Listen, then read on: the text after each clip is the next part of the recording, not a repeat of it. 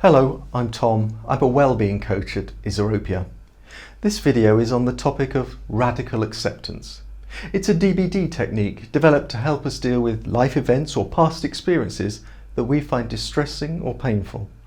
It can be very controversial to use a word like acceptance when we're looking at experiences we've been through that involve hurt, loss, grief or trauma. Accepting reality is so difficult when life is or has been painful. No one wants to experience pain, disappointment, sadness or loss, but most people will experience them at some point in their life. Part of why people find the term radical acceptance difficult is around the myth that radical acceptance means agreeing with what has happened. It's easy to fall into the thinking trap of assuming that acceptance is the same as approval. It kind of runs a bit like this. If I accept what has happened, that means I also approve of it, or that I'm fine about it.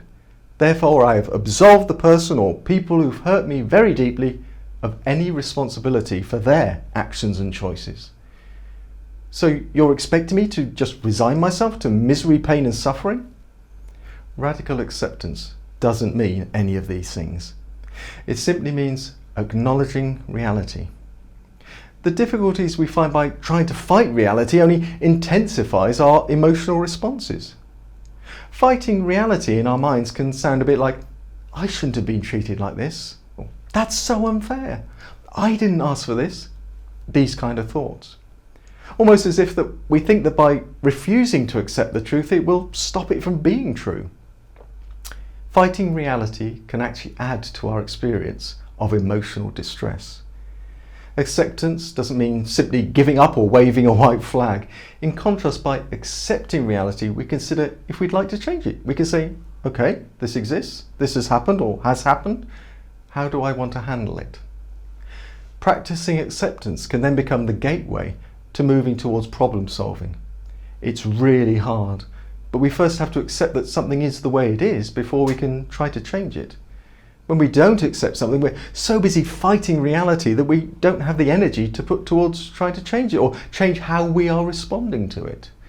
It's exhausting to fight reality, and it doesn't seem to help us get any further forward. With radical acceptance, we typically spend less time thinking about the events or circumstances. Then whenever it does come to mind, it triggers a lower level of emotional distress than previously. Acceptance can't guarantee the pain will disappear 100% or that it will never come back. But since we are no longer adding more suffering on top of the pain, it can become a bit more bearable. Radical acceptance is not a quick fix. It's hard to do and it takes a lot of effort. It's about acknowledging reality, not liking it or contesting it. Where it can help is that by acknowledging what's really happened, we have the potential to start to heal. Radical acceptance has nothing to do with being a passive victim or despair and resignation. Instead, it's about challenging our energy into moving on. Acceptance is when we stop fighting reality, stop responding with our impulsive or self-destructive behaviours or thinking. We begin to let go of the bitterness that's kept us trapped in a place of additional suffering. Radical acceptance is about accepting life on life's terms and not resisting what we cannot change or choose not to change. Acceptance can help us turn our resistant, ruminating thoughts into more accepting thoughts like, I'm in this situation, it is a fact, I don't approve of it, I'm not saying it's okay, but it is what it is. And because it's already come about, I can't change that it happened. When we have a problem that is solvable, then that would be our first option. Where we can't solve it, but we can change our perception of it, well, that can be a helpful response too.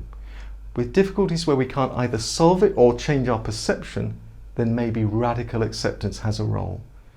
Radical acceptance is most likely to be considered as an option where we face situations beyond our control. Radical acceptance is not for situations where change is necessary. For example, an abusive relationship or bullying in the workplace. Instead, it is applied to things that occur where we cannot have a hand in them. Radical acceptance can be applied to a shattering end of a relationship, a major unexpected change in your life plans, the loss of someone we love, or being made redundant.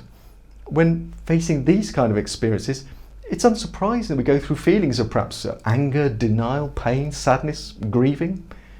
Radical acceptance offers an alternative of accepting the changed situation as a new reality which has the potential for us to move on from.